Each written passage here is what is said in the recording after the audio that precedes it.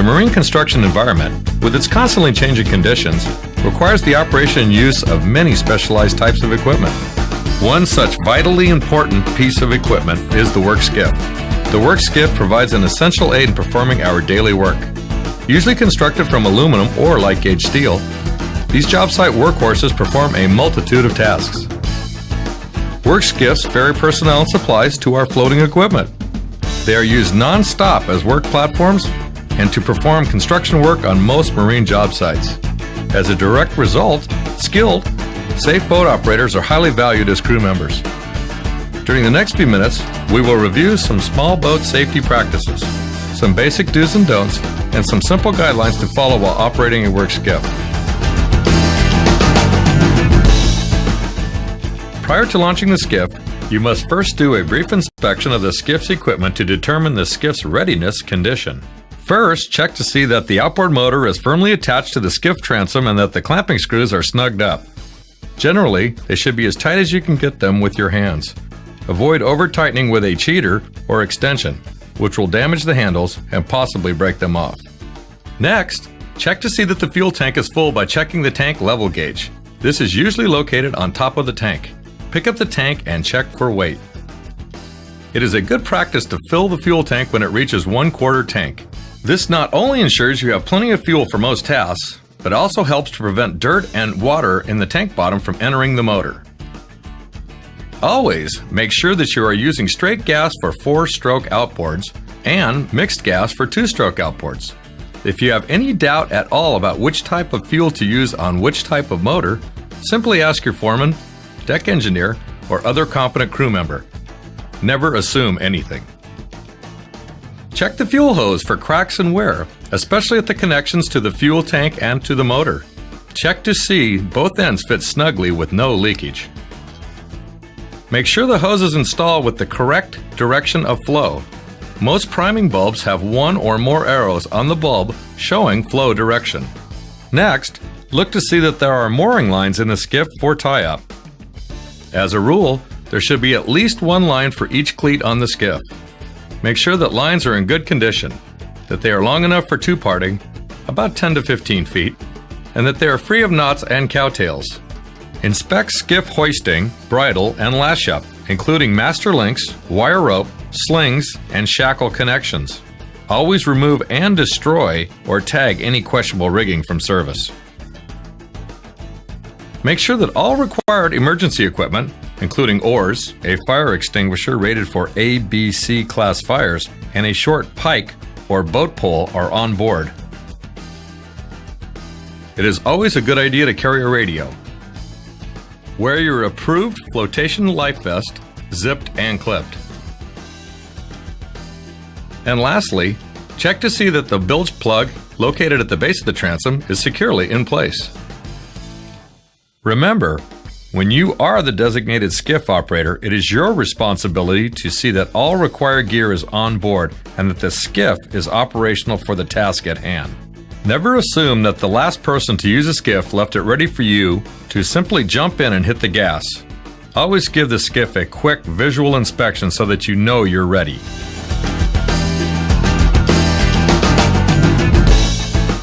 After you've completed your pre-launch inspection, you are ready to launch the skiff for action.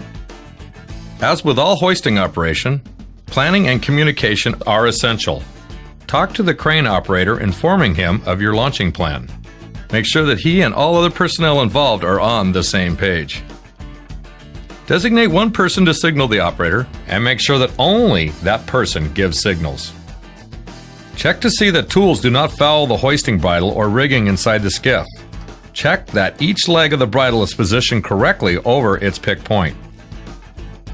Use the skiff's mooring lines as tag lines. This will not only assist the crane operator with load control, but will give full control of the skiff once it is in the water.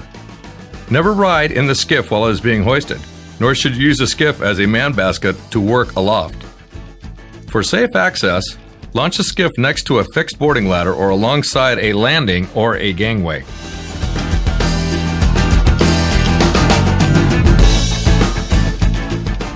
One of the work skiff's primary duties on the job site is that of ferrying personnel and supplies to and from equipment and beachside landings.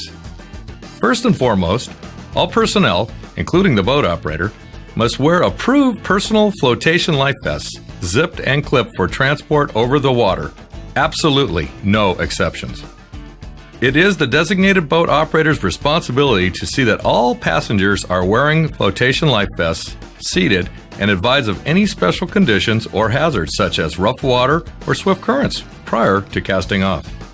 Whenever possible, the use of approved boarding ladders for loading and unloading of personnel and supplies is the best choice. For hand-carried supplies and personnel gears, passengers should hand off to one another in order to maintain 3 points of contact on the boarding ladder. Always use the rig if possible to aid with loading and unloading of the heavier items and building materials. If no beachside landing is available, construct a temporary landing. It can be as simple as securing a work float to a piling or to a pier. When tying up alongside landings and equipment, it is good practice to use a bow line and a stern line. Safely secure the skiff prior to loading and unloading. Some vessels ride low enough in the water to provide easy access directly from the deck to the skiff. Try to avoid using hanging tires for access as they are often wet and slippery and provide less than adequate footing. Another practical method is to ease the skiff bow first between the tires or against a landing. Then, with the motor in forward gear, throttle the motor up to about 1/2 speed. Carefully maintain your bow position, essentially holding the bow solidly against the landing. This technique is usually reserved for quick drop-offs and short-term transfer of tools and rigging. When boarding, carefully step down. Never leap or jump onto the skiff. Some operations require the skiff to be fitted with removable handrail at the bow. Wet decks, tools, and rigging will cause slips, trips, and falls. Good housekeeping is critical for safe boarding. Never stand. Always sit while the skiff is moving through the water, and wait until the skiff is safely alongside and secure before you step out onto a landing. Make sure no one has their fingers, hands, or other body parts outside the boat's gunnels to prevent crushing or smashing against the landing. When loading personnel or supplies, distribute the weight evenly so that the skiff remains trim in the water. It is a good rule to figure that when all seating room is occupied, the skiff is at capacity. Don't block the operator's view and ability to navigate. Try to stay out of his line of sight.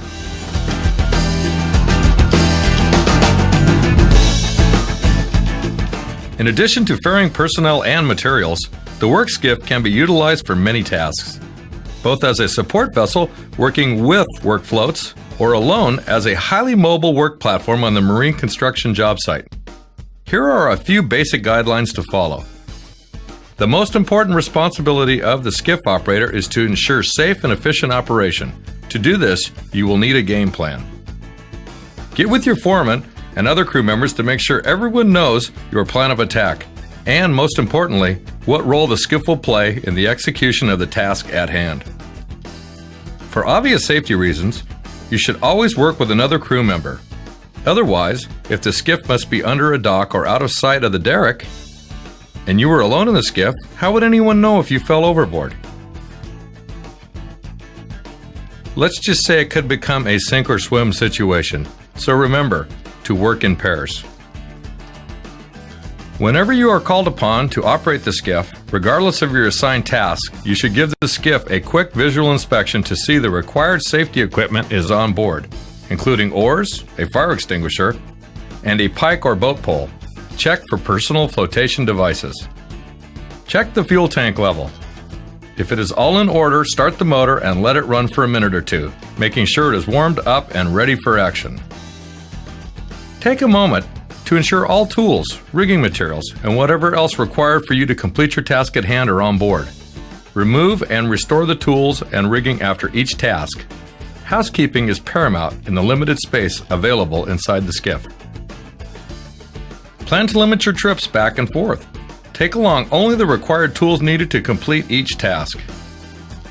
Each individual task performed by the skiff and skiff operator requires positioning the skiff near, against, or even under areas where the work will be performed. To prevent bouncing personnel and or other equipment in the water, operate the skiff with smooth, calculated moves. It is usually best to secure the skiff with mooring lines at each end alongside the work. However, some tasks will require you to power in or against an object bow first and accelerate to maintain position. You may also need to power in between or wedge the bow between two piling.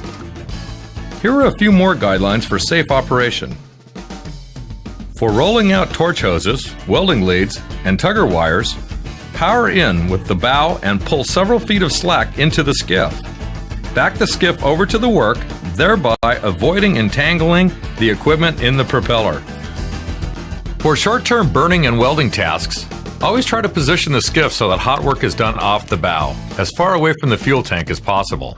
Cover the fuel tank with a fireproof blanket or plywood. Avoid leaving the fuel tank in the skiff bottom where explosive gasoline vapors are likely to collect. Never place compressed cylinders directly in the skiff. For longer-term hot work applications, secure cylinders near the work area and remove the fuel tank from the skiff. When working on rivers or narrow inlets, currents may be fast and turbulent. Avoid working in currents exceeding 5 knots due to the limited power of small boats. Avoid getting the skiff crossways in the current by keeping the bow pointed upstream. Avoid larger vessel propeller wash. Change your course or find a different approach to the work area. When towing equipment or materials, for best results, tow in reverse. Use a pushing configuration for work floats. When navigating within a work derrick's anchor spread, pay special attention. Submerged quarter lines can suddenly come taut, rising up out of the water with great force. Never tie off to a quarter line. Maintain a watch for floating debris. Shut the motor off and pull the prop out of the water in shallow areas or when encountering obstacles. For work under wharfs or other water structures, stay alert for overhead obstructions and wakes. Ensure approaching watercraft is instructed to observe a slow bell. To prevent collision during navigation at night, carry an electric torch or lighted lantern to make the skiff visible to other watercraft. And lastly, when you tie off to secure the skiff, tie back to the cleat and side for easy removal. Leave enough slack for the rise and the fall of the tide and to prevent the skiff from becoming swamped under the tires. Planning, communication, and knowing your equipment is what it takes for safe and productive skiff operations. If you stay focused, keep your head in the game, and know your limitations of your equipment, you will become a highly valued crew member in the marine construction industry.